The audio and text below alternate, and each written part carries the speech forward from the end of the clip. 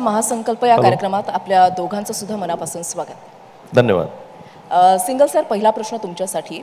सिडको जी आहे ती एक अशी संस्था आहे जी पूर्ण शहर वसवत असतं आणि शहर वसवताना मायक्रो प्लॅनिंग फार महत्त्वाचं आहे.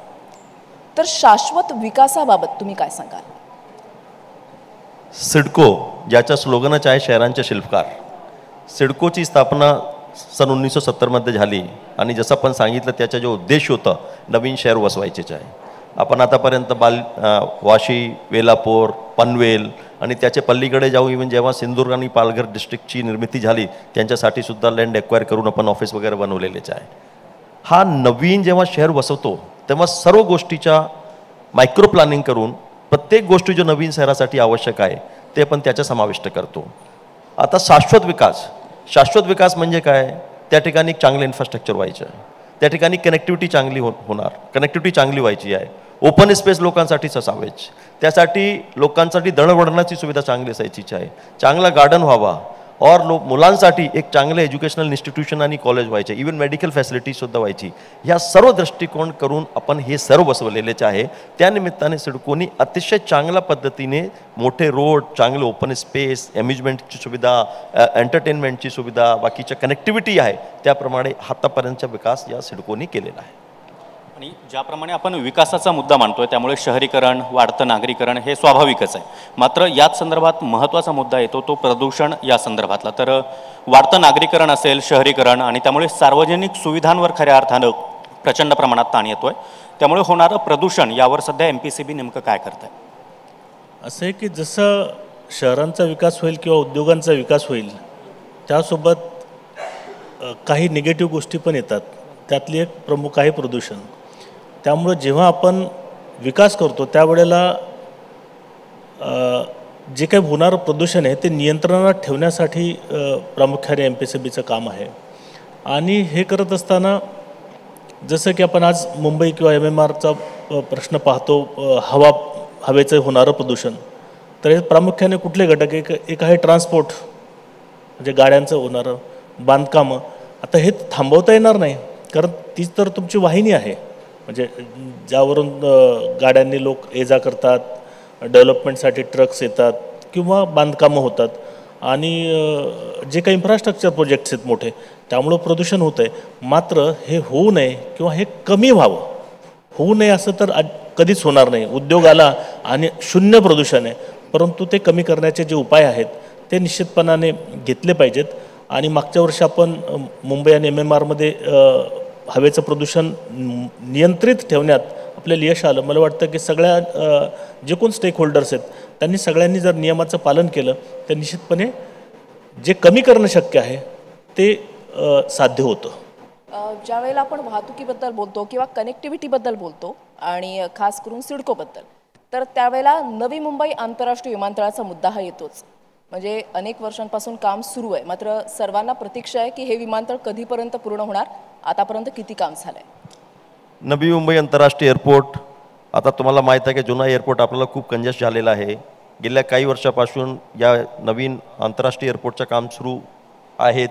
मी जेव्हा काही महिने अगोदर तिथे रुजू झालो तिथे भरपूर प्रॉब्लेम्स होती, कोऑर्डिनेशनचे इश्यू होते, बरेचसे काम राहिले होते. आता जो काही समस्या होती ते समस्या संपूर्णपणे दूर करण्यात आलेली आहे आणि याचं काम युद्ध पातळीला सुरू आहे. या ठिकाणी टोटल याची जो कॅपॅसिटी आहे या एअरपोर्टची त्यामध्ये 2 रनवे आहे आणि 2 रनवे मिळून टोटल कॅपॅसिटी जो आहे 90 मिलियन पॅसेंजर पर एनम. आज जो एक्झिस्टिंग एअरपोर्ट आहे त्याची कॅपॅसिटी 45 to 50 MPP आहे, म्हणजे त्यापेक्षा दुप्पट कॅपॅसिटीचा हा या ठिकाणी एअरपोर्ट आहे. त्यामध्ये 4 टर्मिनल्स आहे आणि 4 टर्मिनल्स हे एकमेकांनी जोडले जाणारच आहे. आपण टप्प्याटप्प्यामध्ये आपण सुरू करतो. सध्या फेज 1 और 2 मध्ये आपण ज्यामध्ये पहिला टर्मिनल आहे त्याची कॅपॅसिटी 20 मिलियन पॅसेंजर पर एनमचे आहे, ते आपण काम सध्या सुरू आहे. आणि एक रनवेचं काम ज्याची लांबी 3700 मीटर आहे ते संपूर्ण रूपाने कंप्लीट झालेलं आहे. आज टॉप लेयर सहित त्यामध्ये मार्किंग सोबत इन्स्ट्रुमेंट लँडिंग सिस्टम सोबत पूर्ण झालेला आहे.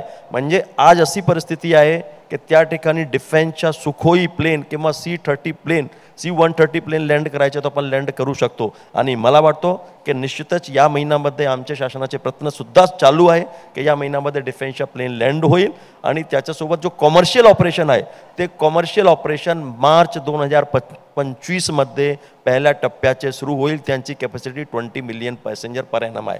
याच्यासाठी जसं मी सांगितलं, रनवेचं काम कंप्लीट झालं, टर्मिनल बिल्डिंगचं काम जवळजवळ 70 ते 72% कंप्लीट झालेलं आहे. एअर ट्रॅफिक कंट्रोल बिल्डिंग आणि इतर बिल्डिंगचे कामही सुद्धा प्रगतीपथावरच आहेत. जसं मी सांगितलं आपल्याला की या ठिकाणी 4 टर्मिनल बिल्डिंग आहे. सर्वात महत्त्वाची बाब, कोणीही पॅसेंजर कुठलेही टर्मिनल बिल्डिंगला जाऊन चेक इन करू शकतो. त्याच्यानंतर त्याला असं नाही की जर ते फ्लाईट टर्मिनल 2ने जाणार तर टर्मिनल 1ला चेक इन करता येणार नाही. यामध्ये तशी सुविधा आहे की टर्मिनल 1, 2, 3, 4 कुठेही चेक इन करणार पुढच्या काळात भविष्यात. म्हणजे अजून जसं टर्मिनल 1 चालू आहे त्याच्यानंतर टर्मिनल 2, 3, 4 होईल.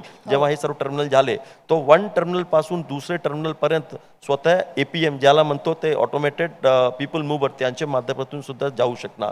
असा सारखा यामध्ये अत्याधुनिक पद्धतीच्या चांगली double capacity of the present airport जो आहे त्या पद्धतीनं आपण या ठिकाणी केलेला आहे. त्याच्यासोबत आपल्या मनात सुद्धा असा क्वेश्चन असू शकतो की याची कनेक्टिव्हिटी कशी असणार. एअरपोर्टसाठी आपण जसं आपण अटल सेतू झाला, अटल सेतूमुळे आपल्याला नवी मुंबई आणि मुंबई जोडलेला गेलेला आहे. त्याच्यासोबत या एअरपोर्टसाठी आपण नवीन मेट्रोचं सुद्धा काम लवकरच हाती घेणारच आहोत, ज्यामध्ये जुने एअरपोर्टपासून नवीन एअरपोर्टपर्यंत मेट्रो करीब 29 किलोमीटरची येणार आहे. त्यामध्ये 6 किलोमीटरची अंडरग्राऊंड लाईन असणारच आहे. आणि हे जो मेट्रोची लाईन असणार ते आता अस्तित्वात असलेली इतर मेट्रोची लाईन, जसं त्यामध्ये लाईन 3 असते जो आपण कुलाबापासून सीपजपर्यंत जाते, किंवा लाईन 7 असते जो की दहिसरपासून अंधेरीपर्यंत येते, त्याला एक्सटेन्शन करून एअरपोर्टला जोडणार. त्यामध्ये लाईन 2A आहे, लाईन 2B आहे, लाईन 4 आहे. इवन आपल्याला MMR रिजनमध्ये कल्याणपासून येणारी लाईन 12 आहे जो तळोजापर्यंत येते, आणि तळोजापासून 1A पर्यंत हे सर्व या एअरपोर्टची जोडणार असल्यामुळे कनेक्टिव्हिटीचाही मोठा प्रश्न या ठिकाणी दूर होऊन लोकांच्या या एअरपोर्टमुळे नक्की खूप मोठ्या प्रमाणावर फायदा होणार आहे. नक्कीच. माझा ढाकणे सर, तुम्हाला माझा पुढचा प्रश्न आहे की पाहायला गेलं तर प्रदूषणाचं मूळ कारण सध्या ठरतं ते म्हणजे प्लास्टिक. म्हणजे सिंगल यूज प्लास्टिक बॅन करणारं महाराष्ट्र हे पहिलं राज्य होतं, मात्र आजही प्लास्टिक आम्हाला म्हणजे पाहायला मिळतंय. त्यावर कशा प्रकारे आपलं मंडळ किंवा आपला विभाग कशा प्रकारे त्यावर नियंत्रण आणणार आहे? प्लास्टिकवर बंदी महाराष्ट्र शासनाने पहिल्यांदा घातली आणि देशात ते नंतर आलं. सुरुवातीच्या कालावधीमध्ये इफेक्टिव्ह त्याचे परिणाम पण आपल्याला दिसून आले, मात्र लोकांकडूनही तसा प्रतिसाद असणं अपेक्षित आहे. केवळ सरकारच्या यंत्रणेने दंड दाखवून हे सगळं होणार नाही. हा सोशल इश्यू आहे आणि हा वर्ल्ड वाईड इश्यू आहे.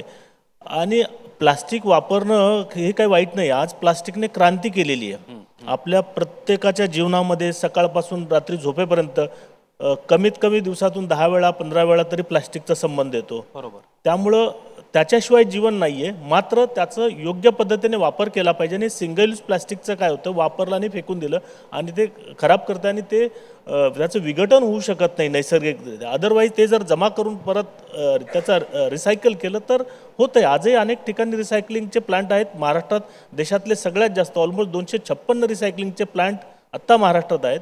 मात्र आज सहजपणे ते उपलब्ध होतं आहे, अतिशय स्वस्त आहे, वापरण्याची सुविधा आहे. बरोबर. आणि जोपर्यंत लोकांची मानसिकता बदलत नाही, मी वापरणार नाही, तोपर्यंत याच्यावर केवळ सरकारच्या म्हणजे बळजबरीने असे प्रयोग यशस्वी होणार नाहीत. लोकांमधून याला सहभाग खूप महत्त्वाचा आहे. बरोबर. लोकांनी ते मनावर घेणं लोकांनी मनावर घेणं गरजेचं आहे.